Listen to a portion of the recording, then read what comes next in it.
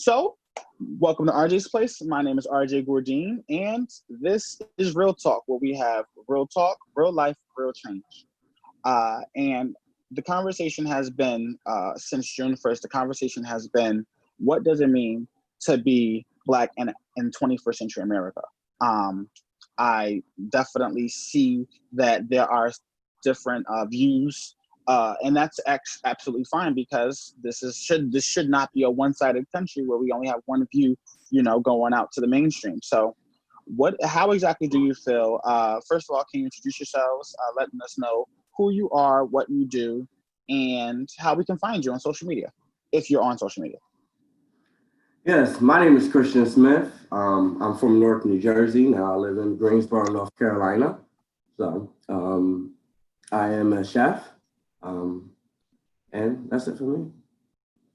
Hello, my name is John Comer. I am a event facility manager on the university campus here in Greensboro, and I've grown up. I'm a second generation native of Greensboro, so I've grown up in Greensboro and lived here most of my life. Okay. On Facebook at Christian Tatum. Okay. On Facebook, I'm John Edward Comer. Can you, real quick before we begin, can you shift your camera more so towards John so that way we can get him in the full frame? Yeah. There we go. He's trying to hide and cut. There we go. All right. So, I'm in North. You're in Greensboro. What's happening in Greensboro? Well, we had a major protest yesterday that we participated in, and it was really peaceful. That was one good thing. We have experienced some level of, I guess you could say violence here in the state itself, in Charlotte, for a fact, and Raleigh, earlier in the week. But yesterday, I believe, was probably the most peaceful day across the United States when it comes to protesting, compared to earlier in the week. And it was great. It was a great turnout. Go ahead. Yesterday, we at the protest, one thing that I noticed was it was probably about 70% white people out there. There was a tremendous amount of support from the white community yesterday. It was really crazy. Yeah. So wait, I'm sorry. You're saying the protest where there was 70%? You said it was 70% white. What day was that? That was yesterday. That was yesterday, and now, why would you say Black presence is low? No, I don't think that the Black presence was low. I think it just comes down to where we're from. I mean, Greensboro, North Carolina. There are. I don't think it was that much. Remember the whole lawn area was full. Yeah, the whole lawn area was full of Black people, but everything surrounding it was like, they were white people. And I've recorded a lot of videos on my Facebook page that you can look at me walking throughout the crowd, and you'll notice, it was just a lot of support. You notice the tremendous amount of support. And John, so in response to that, how do you feel the protesting has? All right, so you being a second generation Greensboro resident, how would you say? What is the makeup of Greensboro? Well, we're in North Carolina, which is lately is a purple state, and so I think when we're not completely a red state, we're not completely a blue state, but we're a very purple state, and then our county and city is very blue. So in some ways, I've grown up kind of in this bubble, but Greensboro's had its problems, some really great highs and some really bad lows. The sit-in movement began here, and that's something citizens of Greensboro are really proud of. But then, there have been other skirmishes with, a famous 1979 massacre. They call it the Greensboro Massacre, where the KKK and neo-Nazis came and shot up a peaceful demonstration.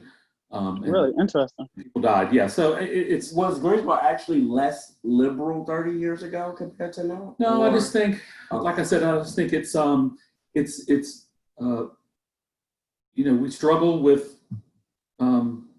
the the past and moving forward. I think it's been very progressive. And like I said, we've made a lot of achievements and then had some setbacks as well. So I think I hope the direction for North Carolina is positive because it seems that way. But in Greensboro, it's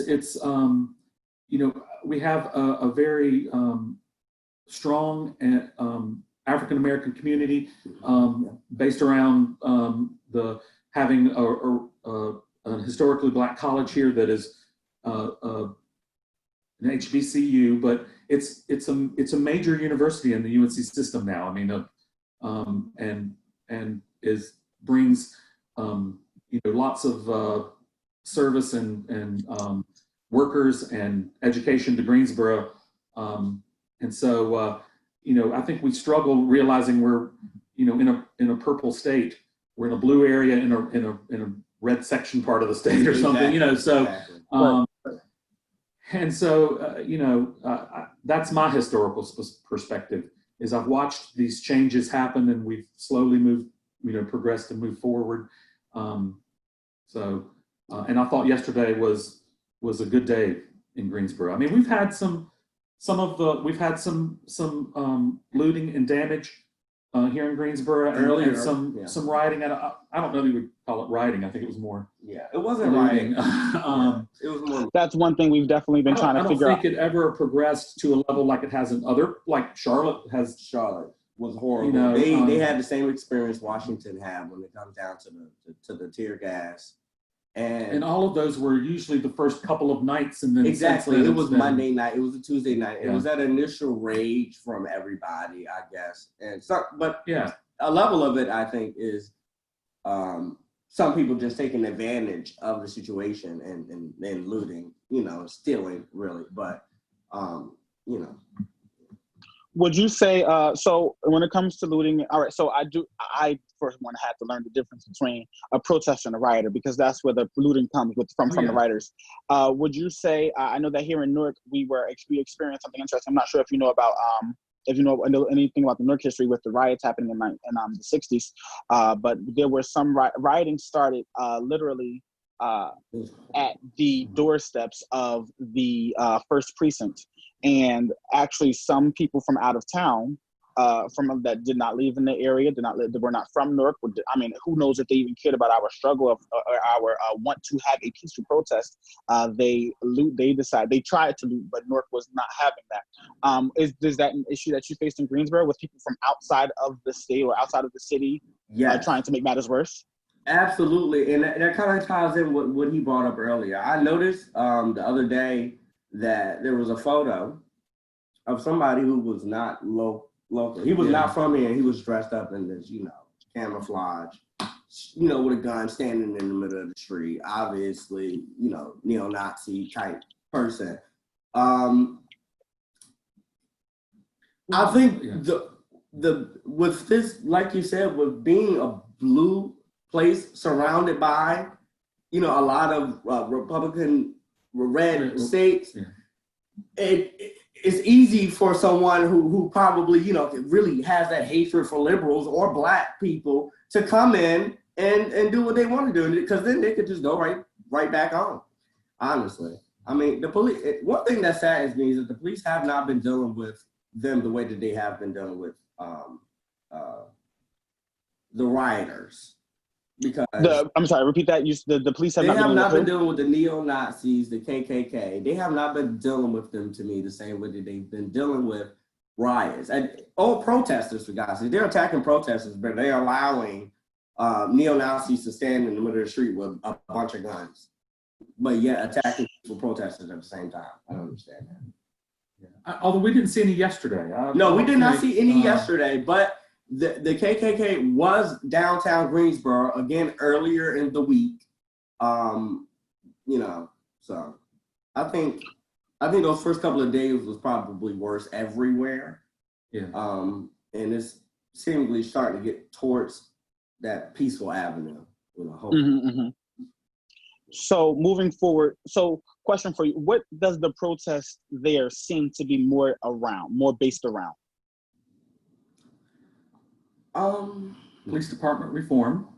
Yeah, and policing reform, and then yesterday it was a noticeable get out and vote. Like that was the beautiful thing about yesterday. If you want to make a difference, that's the way to do it. Vote in people that will make a difference for you. Quit voting these career politicians that take money from special interest. Although that kind of defines a lot of the people. You just got to pick people that will say that they're going to make the change, and then hold them accountable by, if they don't, vote them at somebody else in next time. And that's really the right thing to do, because you can have protests and you can have, enlightening things for people to encourage people. But if you're not putting something out there to really help, like they had those register to vote stands, you're really not contributing to the cause as much as you can. I was really happy to see several stands offering people to register to vote. And there were a lot of young people there yesterday.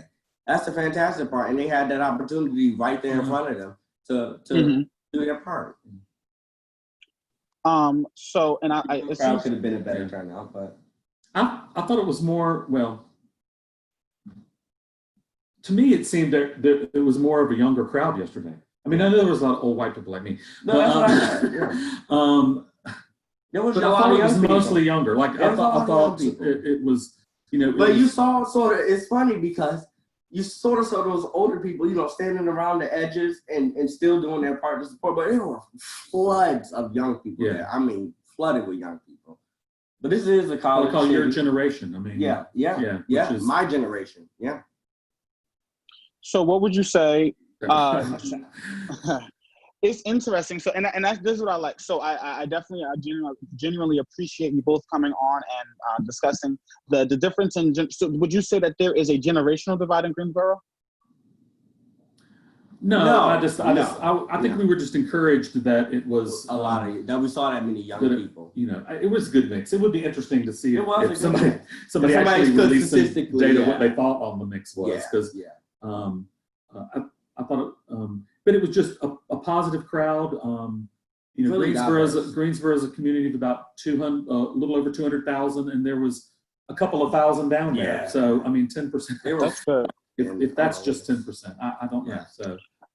Speaking of which, being in Greensboro, so I'm guessing you said it was in downtown Greensboro.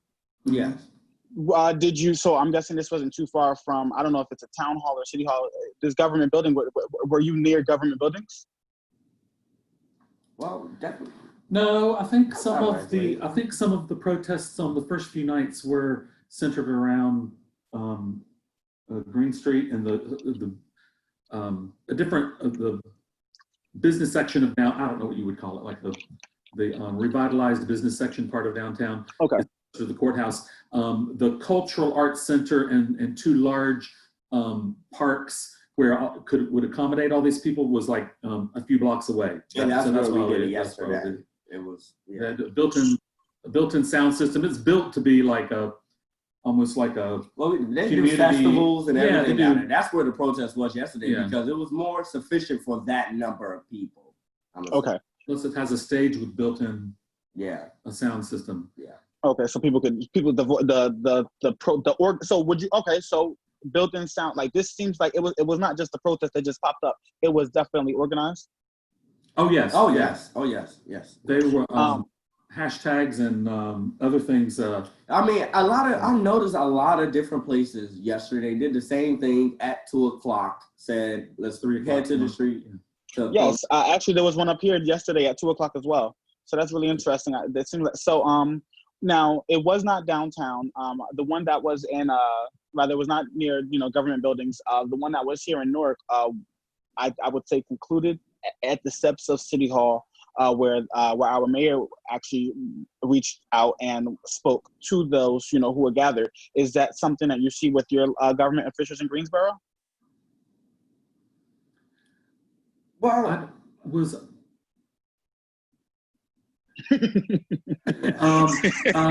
I was like, we couldn't see the stage, and we could hear pretty good. Yeah. But either by the time they would introduce somebody, we'd be like, who is it? Who are they saying? So, and we didn't hear all of it. It lasted. The speaking points lasted past we stayed for a little over an hour. Yeah. Or almost an hour and a half. Yeah. And then there were other sections of Greensboro that had, because they were Yeah, they so were there were protesting. other. They shut down the highway. They just got off the highway and protested. Really, the highway, like Interstate 40, like a major highway. So you had three different protests going on in Greensboro yesterday. But it was all peaceful. It was all peaceful. And the police assisted in the. Yeah, the police. I noticed that they took a sort of backseat. Sort of looked from a distance. Really didn't. They were more so controlling for those who got out of hand. Yeah, but that didn't happen. That was the good part. Yeah, that's good. So wait, so we're talking about. I don't know the makeup of the town. So we're saying what council members present, mayors, senators, anything? I can't say for sure. I cannot say for a fact. Okay. I think our governor has been doing a fantastic job with this situation. I think probably one of the best jobs that I've seen in the United States. He's taking a stance and he's supporting his people, and he supports us using our First Amendment rights to protest. And he's made that very, very clear. And he's not taking crap from Donald Trump. I think with the pandemic going on at the same time, there were a lot of people that have said, if we're still enforcing social distancing for all this stuff, we shouldn't be assembling like that. I know the mayor released some things online, and and stuff like that. It has been in other stuff, but she wasn't at yesterday's. I don't think. I don't know. Like I said, there wasn't like a formal program given out, and then like I said, we couldn't see when people were on the stage because that's how far away we had to be. Because it was kind of like a downhill thing, but so with everybody standing up and with signs, lots of signs and stuff. Signs are definitely hard to see. Stage, we could hear them. Yeah. And so there are several videos on my page of me walking through the crowd. You'll understand exactly what I mean. By was a lot of people. I couldn't even get through. Okay. But yesterday's there were marches in different sections of Greensboro, but I think all of it's mostly organized. And there were people at this event yesterday that looked like they had these T-shirts and armbands on that said that they were. There were a couple of different groups, yes. Yeah, staff. So there were lots of groups that had tents giving out water and sunscreen and things like that. And so they were prepared because it was amount of supplies for everybody's comfort. That's for sure. Food, everything. So the group that kind of organized this did a good job, and that's really good. That's really good. Say that again. I said, especially for less than a week.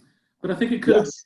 I think it could have been bigger. I know it would have been bigger because I know, several friends of ours that were concerned about being there and support. I was concerned, but I thought, you gotta, if you're willing to fight for what you believe in, you gotta put yourself. And that's really where we are now. That's exactly where we are now. Yeah. So you mentioned before, because actually it's funny you should, because not many people are talking about it. Are HBCUs, the one that you're closest to, are they funded by, is there money, so when you go to a HBCU, most people who go there are the breadwinners for those universities. So my question for you is, when it comes to the one that's near you, do you know whether or not it's funded, if the governor helps, appropriate funds to those schools? Yeah, it's one of 16 universities in the state that's part of the University of North Carolina State University system. And so the money, it has a board of governors that is appointed by the governor, or used to be, I think, anyway. But they're the ones that work with legislature to appropriate the state funds, which of course has been dwindling over time, and for all universities, all state publicly funded universities. But yes, it's receives state funds, and I'm sure federal funds, and that's good. So I love the fact, little unclear what maybe the local municipalities are doing. But however, when it comes to the current discussion that I've seen on the news is governors, and they're taking a stand against the president. Yes. I know that there's a lot of stuff going on right now in the media, and I think it's definitely a lot of distracting points that people aren't focused on. But when thinking about how the governors are truly taking a stand and saying, listen, I understand what you want to happen in this country. However, this is my state. I know what's best for its people because I'm listening to the people. What would you what would you say, whether you represent, whether you want to say that you are two citizens in Greensboro, or just in general saying two residents of the state of North Carolina, what would you say the number one problem in America right now is? That's a deep question. Right now is Donald Trump. Okay. I have to say that because right now there are a lot of strong beliefs going on, Mm-hmm. and a lot of people are in the move right now where they want to protest and share those beliefs, no matter what they are. Even the KKK coming together, wherever they are and with their guns or whatever. I mean, if they have a license for it, they can do whatever they want to. Everybody wants to have their own beliefs and share those beliefs right now. And the fact that the president not only encouraged the entire United States to sort of be aggressive with protesters, but he himself ordered tear gas be thrown at peaceful protesters, is the number one problem, because he is attacking our First Amendment rights doing that. If we do not have our First Amendment rights, our opinion that we need cop reform, that goes away because we don't have freedom of speech. Our opinion that we want gun rights, that goes away because we do not have freedom of speech. Gay rights, you name it, everything starts with freedom of speech. And if Donald Trump is going to attack that and take that away, that is the biggest problem right now. That has to be dealt with first before we can even just talk about what we want to do and the change that we want to see. We have to hold him accountable. So, okay. I agree with a lot of you said. I don't necessarily agree that we have to wait until he's out of office. I think right now is kind of I agree his presidency and just as and just as important the complicity the complicitness of the Republican Party, especially in the Senate. Yes. Just allowing him to fracture and just destroy the democracy, the standards of democracy for this country. And so I think that is a great threat. What we've been talking about now, racism, is just, it's been inherent in American culture as as our original sin. It was the world's sin. I mean, and so, we're still dealing with it. This is, every time I get sick, I'm like, I'm going to go to the hospital and there's 21st century technology is going to take care of me. And I'm like, we're in the 21st century, for God's sakes. Why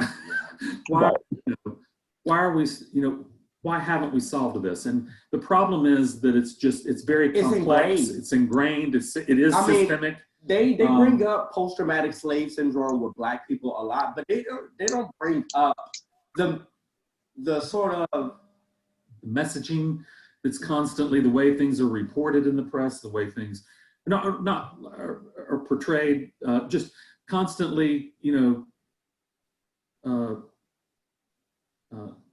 portraying the this underlying level of racism. And that's the thing. Media and movies, and that's just one aspect of it. But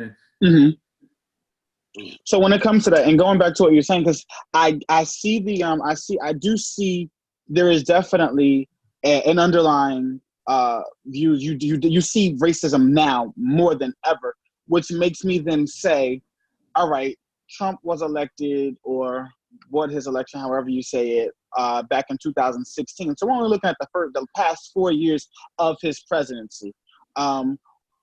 If this problem did not start with him, are we trying to say that it can end with him, or like what exactly is it when you say basically get rid of Trump? How does getting rid of Trump dismantle the problem at hand? Because of what I think happened. What I think happened is when Barack Obama became president, a lot of racist white people got pissed off. So we're gonna vote this racist guy in, and what Donald Trump has successfully done is make them comfortable.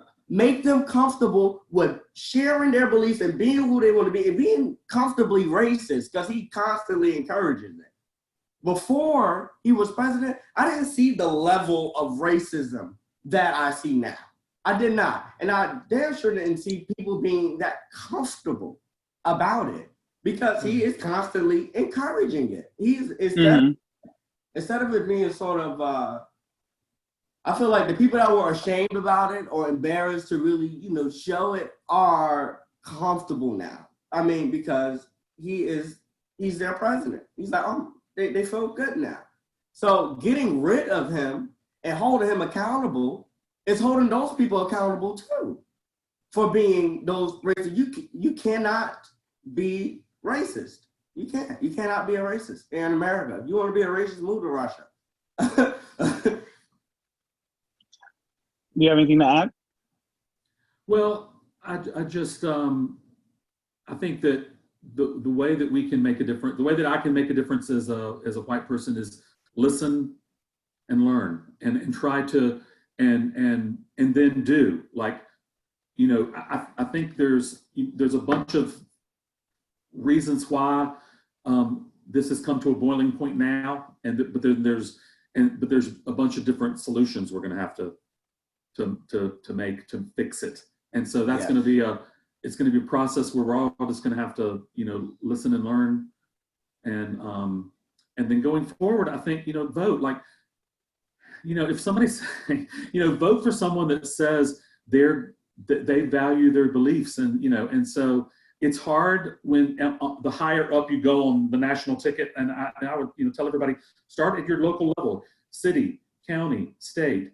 Then your sheriff is very important. and then your national offices, sheriffs, county boards, city boards, school of education boards. I mean, pay attention. I'm lucky that we get a voter guide information from an organization that polls all the different candidates and lists all the stuff so we can make an informed choice and stuff like that. But that's getting off of it. But just no, I like that. That's actually right on point. What I was telling people in 5 months, get your ID, register to vote, and go vote. You got 3 things to do in 5 months. Get your ID, register to vote, and vote. So John has been a close friend of mine for 4 or 5 years now, right? This is a question for you, RJ.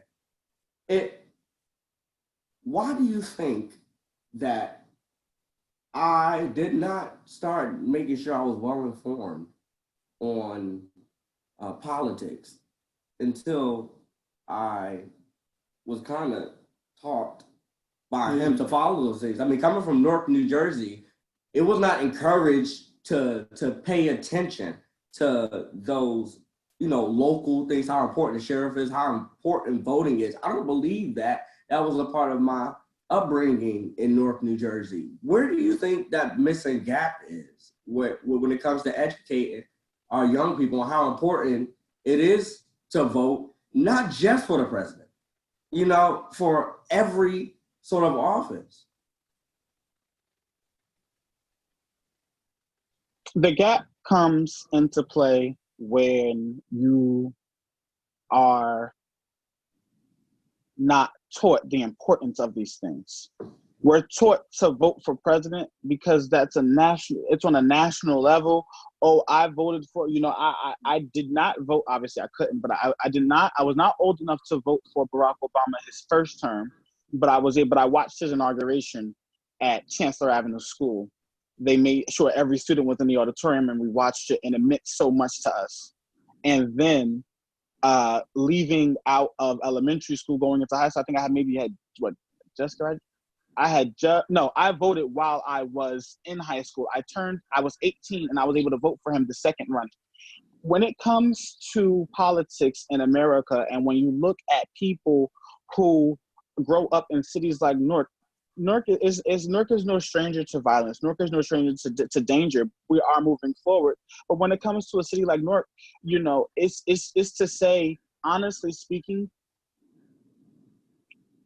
John, who taught you the importance of voting?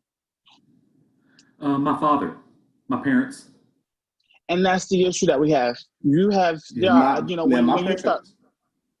Yeah, voting was important. Voting is important. I do have friends and family in different levels of government. But the issue that we have in a city like Newark is the value of education, and not just we're just getting out of being taught by through a curriculum or even having a state-run education system. We're finally just getting local control where we're able to have more input on what our students are taught. So when you start talking about the fact that many of the students in Newark come from broken homes, voting isn't the first thing on their priority list.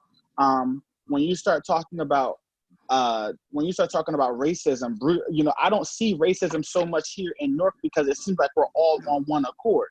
It seems like we want to move forward. We're tired of violently solving issues. However, the fact still remains that there are some people who are violent. There are some people who are not coming together in unity, but would rather bring us apart.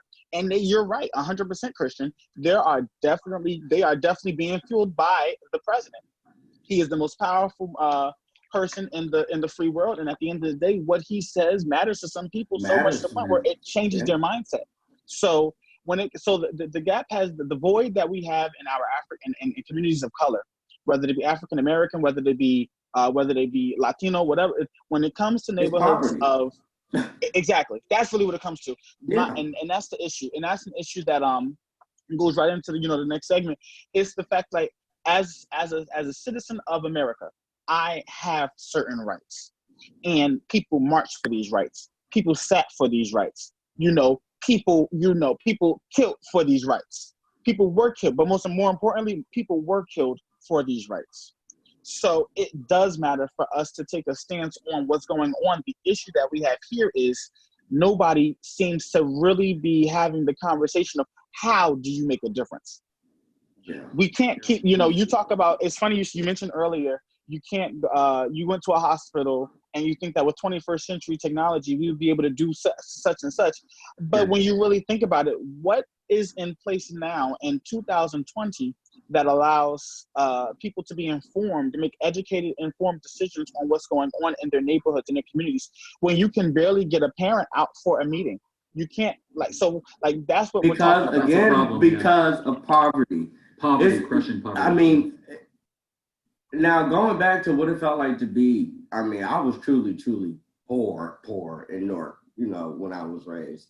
And going back to that, I had too much stuff to think about. Exactly. What all of those little important things about me being a citizen, when you have to work on existing and living and surviving every day, you don't have time to. I don't have time for right. Constitution. You don't have time. And it's I don't know the Bill of Rights. Do you know the full Bill of Rights? Do you know the preamble? I do not know the full Bill of Rights. But look at how things are happening now. I was watching something. Oh, I was watching Selma. I was watching Selma the other day. I finally watched it. It was an amazing movie. I encourage anybody who has not to do so, because that's something that you look at that. You look at registering to vote. What was it? Oprah Winfrey's character being trying to register to vote, and she was asking questions that I couldn't answer today. In 2020, I couldn't answer the questions that they were being asked. So I get the importance of voting, and I get poverty. However, the question then becomes, okay, what do we do? What exactly? When you start talking about racism and you start, I don't know what, we talk about voting and you want to vote for America. If you have a city that's dealing with poverty and it's hard to get them. Well, it has to be. I think it just becomes to making it a part of the school curriculum at a very, very young age and making it consistently a part. that seems like the easiest way to get through to the students is definitely. But then you got to make the students they actually want to go to school. care. That's the issue. The issue is that we can't just say, oh, we're going to put it as a part of the education system, because truth be told, now is the time where we're all under, I have been a substitute teacher. I have run after school programs. So I'm really, I'm not as active as I once was in it, but I am, I'm getting back into my roots and going into after school and, changing things. That's something that that's a real conversation. One thing I don't know about, I have absolutely no clue how the electoral college works in this country. Yeah, the electoral college is. But these are the same people. The only reason why the Republicans won the last 2 or 3 elections was because of the electoral college.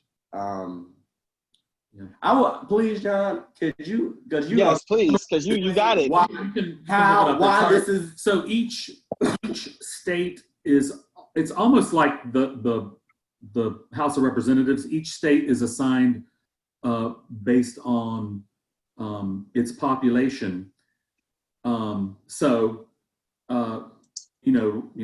Just to be very simple. So let's say a very small populated state out in the West might have 10 electoral college votes, or electoral college points or votes, what they're called. And North Carolina, with a larger population, may have 20. Okay, and then these larger states, California, Texas, Florida, all these, New York, New Jersey, large population states. So the point was to keep a majority of population which would in the early days was the East Coast, from deciding what the whole rest of the country would do. So it's a winner take all. So it's like if the voters in North Carolina may vote 51-49 for the president, 51% for one or 50-50, and it's a matter of a few thousand votes. All of the electoral college goes to whoever won, no matter what the vote was. You don't get 50% of the electoral college points; you get all of it, winner take all. So that was to keep, I guess the tyranny of the majority, but there's the block that the conservative right has put together has almost made it a tyranny of the minority now. So they'll go to these states that, that are, I don't know. So so that's what the importance of these swing states is. In the 5 states, Michigan, Ohio, Pennsylvania, Florida. I forgot what all the swing states were in the last election. A total of like 70,000 votes. Greensboro's 200,000 people. A total of 70,000 votes decided the 2016 election because it was winner take all. So yeah, those states were basically 50-50, but Donald Trump won by a few thousand votes in each one and won all of that and won the presidency. So that's how close we are in America right now. I think it's if the electoral college was not there, yeah, there would. Then we would always be well represented. The president will always represent the majority of the United States. We're not in that position now. So Donald Trump lost if you took everybody that voted across all of America, Donald Trump lost the popular vote, but won the college because he won in those states where he had to win. Basically, so would you say he had to take? It would be smart to take. Would you say it would be smart? At this point, at the end of the day, we're talking about we the people. We are the people. So we decided by popular vote. And that's something that can, because it's not in the Constitution. It used to be state senators until the late 1800s. Your senators were not elected by people. They were elected by the state legislatures. But then they put senators in the power of the people. So we can make change. It's just you got to send somebody to Washington that's going to make change, that's not going to get there. And now that doesn't mean, people have accused Joe Biden of reaching across the aisle and working him. Well, that's the way American politics has had to work. It has to. You can't. We have to get out of our people. Now it's right. One party that you have to get out of it. We have to get out of the mentality. We must get out of the mentality that we can do this on our own. That is a horrible mentality. Because I sort of disagree with y'all at this point, because Donald, to me, if you can still stand behind somebody who is going to crap on the Constitution like Wait. Question for you. I felt like that a year ago, but right now, throwing tear gas at peaceful protesters. But you're talking about one person. No. But you're talking about one person. When he says reaching across the aisle, I just take that as a Democrat reaching across the aisle to a Republican. The one thing that we must remain... Mitt Romney, Republican. He was in the... Right. Absolutely. Yes. We can reach across the aisle to anybody that's going to stand up for the Constitution. But anybody that is going to allow Donald Trump to just... But see, that's the thing. The Constitution? No. Mm-hmm. But see, that's the issue that we're in right now. The issue that we have right now, honestly speaking, is just the simple fact of people either A, are ill-informed, so they don't know how to make a change, or the people that we send to Washington to make a change aren't doing their job. So truth be told, the matter did not start with Donald Trump. And it may end with him because we can finally, truth be told, this is how I feel. From the very beginning, I'm not gonna lie, I'm not a huge fan of politics. However, I do get the basis. So when it comes to somebody like me, I'm 26 years old, I'm Black, I'm a male, there's certain things that do affect me directly. So I'm going to be inclined to pay attention to those things. When it comes to making a difference and moving forward and really progressing as a people, I don't look at it as, oh, Donald Trump is making a mockery of the Constitution. No, I look at it as we as citizens in this country have allowed things that have not been talked about for decades to finally, this is the boiling point, but the stove was turned on a long time ago. I think we were on a path to greatness in America when Barack Obama was in office because the United States, not only Barack Obama, you saw a lot of people coming into office that were great. Like, Ras Baraka, it was a lot of great things going on. And I think that's why we have this problem right now, is because it pissed off the other side, and now everybody is at this enraged point. So what do you say to the person who, I'm sorry? I'm going to say something that's not going to be very popular with a lot of Democrats, but I think what we've watched is the right has, the Republicans, their party's been taken over by this extreme right-wing section. Yes. And that there's no longer willing to work with anybody in the middle to progress America forward. And the same he said for the extreme left wing of our party. Now, I'm not saying that, we need to listen to them and learn but pure capitalism isn't the answer, and pure communism isn't the answer. Regulated, participatory government and business working together, progressive. That's what we had in the 50s, 60s, and 70s, and then all of a sudden it became this.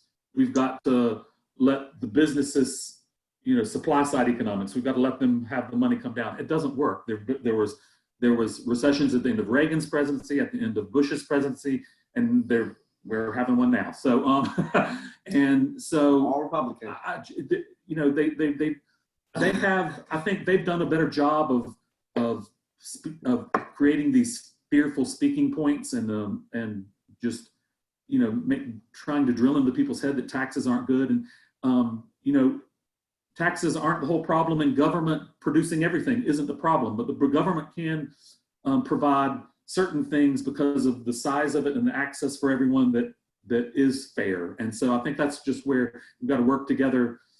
But each side has got to, like the Republicans got to get, I don't know. I think each party's got to look in within itself, and we've got to have a debate. It's going to be uncomfortable, but send people to Washington that are going to vote to make these positive changes. So move us forward. Yeah, and most of the United States, if you look at the people, most of us are liberal. The problem is all of us aren't voting. Yeah. The more people that vote, the more we'll have a government that represents all of our people. And since most of our people are liberal, then we can have a government that represents us, that's going to stand up for us. The problem is when you start taking away young votes, when you start taking away Black votes from the lack of voting, then you start getting somebody in office that really truly doesn't represent all of its people. So let's go backwards just for a quick second. You mentioned Barack Obama, and you mentioned how the nation showed the willingness and dedication to move forward. A lot of change was happening for the right. What do you say to the person who says, well, even under Barack Obama, you did have issues with Black lives being lost, even during his presidency? How do you respond to a person who says, I'm not saying that person is taking anything away from that's always happened. Well, that's why one aspect of this is police reform. We've got to figure out why, how can we train these people to not shoot first and ask questions later? I mean, how can, why can't we train some police officers that, know how to protect and serve and not, and that's not all. It's not all police officers are like that. I mean, right. So that's why that's one aspect, one solution that we need to discuss and look at going forward is, policing reform but there's other aspects. There's community programs that can, that have worked in some cities that sheriffs are saying have brought down crime and have brought down, have brought communities together and things like that. And I think we need to explore all options. I mean, this is where we're at. I mean, it's time to move forward and look at all paths. So. Would you say that so coming from the standpoint of what police officers are doing and what some of them are not doing, would you say, are we being too harsh on the police departments that we see across the country? No, because I don't think there's been a level of accountability for when, as you can see, for when you make a mistake. I mean, I make a mistake at my work, I get reprimanded and written up, and so they need to get reprimanded and written up, whatever that level of reprimanded and written up means for them. But so I have but when you kill somebody, that there's, like that should be a major, like, you discharged your firearm into another human being. Why? Right. Random audits need to happen. But one thing I did see when it comes, but what about the people that, we saw that sign yesterday that said, me and all of my friends hate cops, hate all cops, specifically hate all cops. That's right. I think, I know. That sounds harsh to me. Yeah, that's harsh to me. My godmother is a cop, and I don't think she's going around beating up, people. Now, wait, on the flip side of that, and that's a good point to say. So even though it's harsh to categorize all of them, yeah. Would you say, obviously, I'm here, so I can't say what someone else is doing when they're on the field. But would it be okay to say that we definitely agree with if you and your partner are in the car, I'm talking about two police officers, the officer and the partner, they're in the car and they're driving down and they pull over someone. You have a good cop, bad cop. What do you say to not what do you say to the officer who pulled the person over and you could tell that it may have been racially fueled? Yeah. What do you say to the partner who might sit in the car until it's over? Because that's who honestly we're talking about. We need to, because you do it. It's not everybody, but if you stand by and see it, them are held accountable evenly. You sat there and you watched it. You're just as guilty as the person that did it. Yeah. Now, is that easier said than done when you're talking about two officers? You have some, when you go in, when you're an officer, you are supposed to, you and your fellow officer are a part of a, I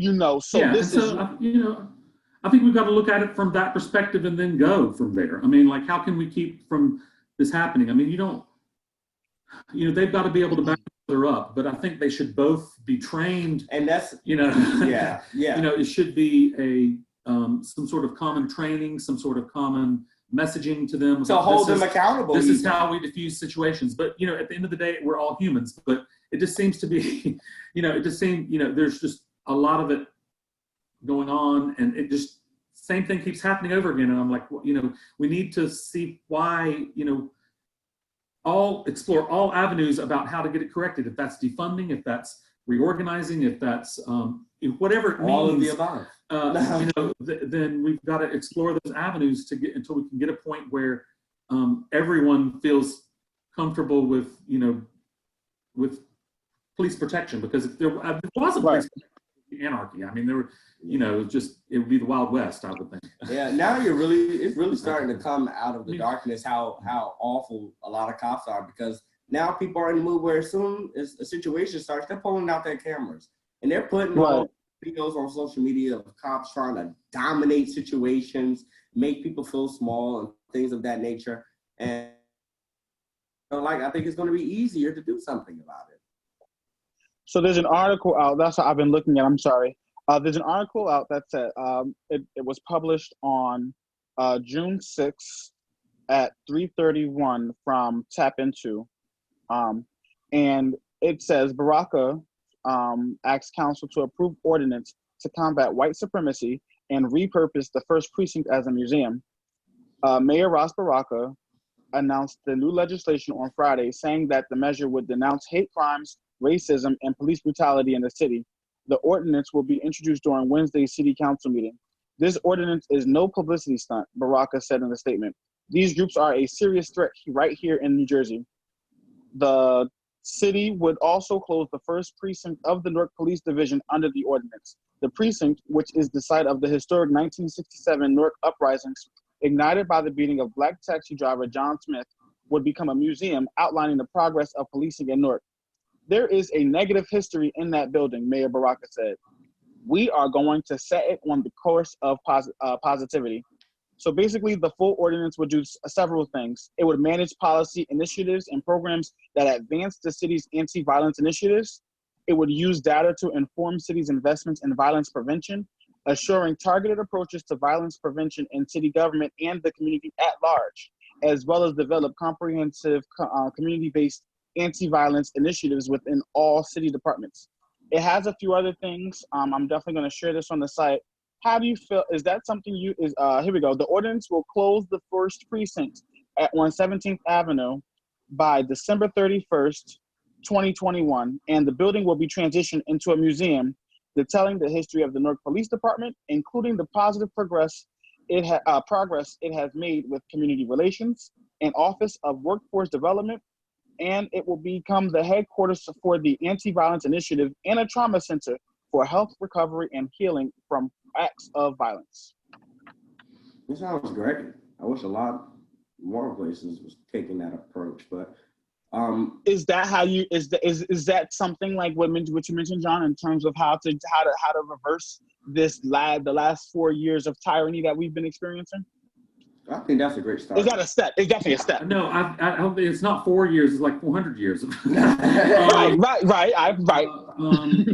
So no, I just think it's all come to thankfully it's come to a boiling point now, kind of like it did in the 60s. I equate this to like the Vietnam War riots of the 60s. It's kind of came to a boiling point, and so thankfully it has. And how we move forward from here is going to be important. But I think you explore all avenues. I mean, you explore community programs, doing stuff like this. I mean, laws. When you elect people that are going to stand up against hate organizations and hate speech, the people that hate speech, express hate and fear, and we then anything's positive, because it's united we stand, divided we fall. That's why Russia's doing what they're doing.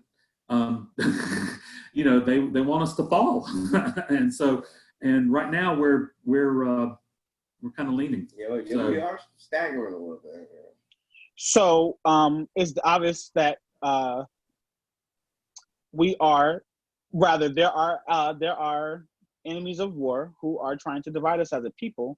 And yes, they do live at 1600 Black Lives Matter Plaza. So moving forward, it's obvious, as you mentioned, Christian, that we definitely need to move forward and getting rid of Trump. Who, or rather, what kind of person do you think that Joe Biden would need to serve as his VP in order to keep this conversation, not as just a conversation, but to initiate real change in America.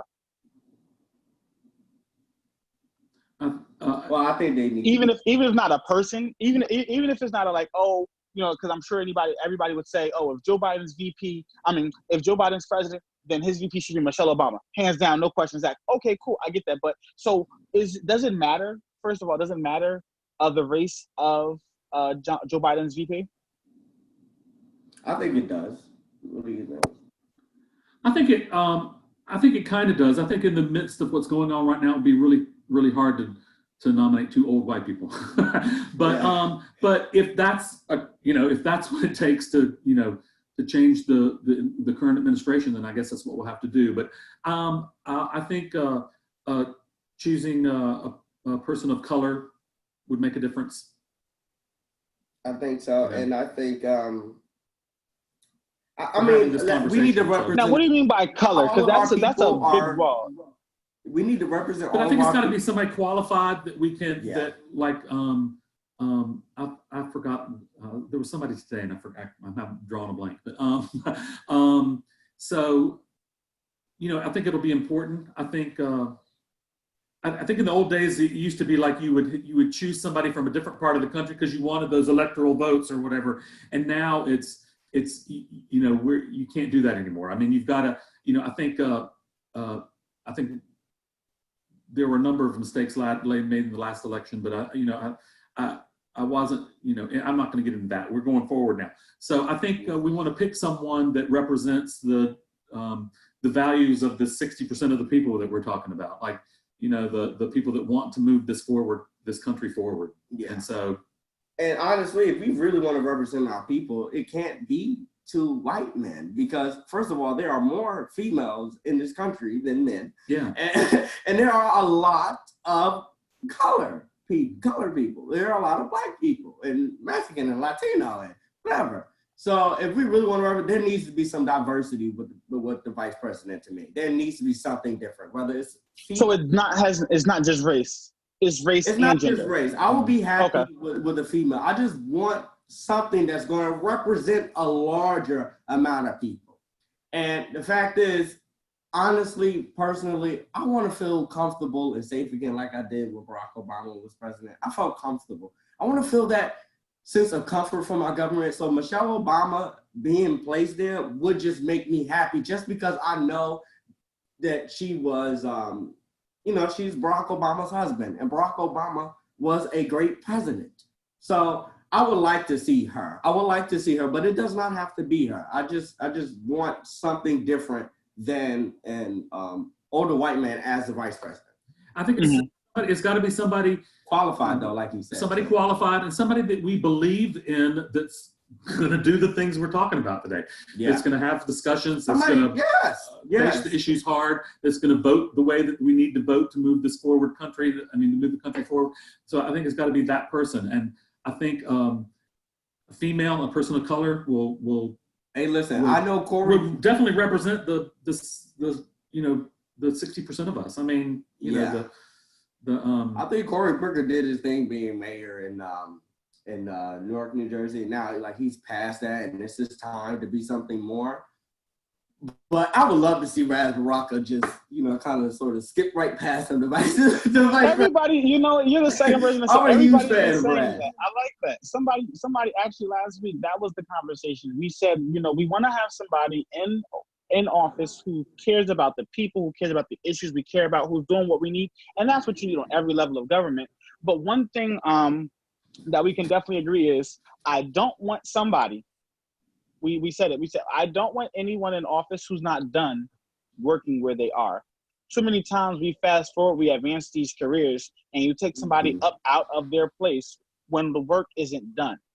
We just need somebody to fill up. And that's the problem. I don't think we're basically like Kamala Harris, because she's a senator right now. Why would we take somebody who has a seat, in the Senate? We need that seat. We don't need her.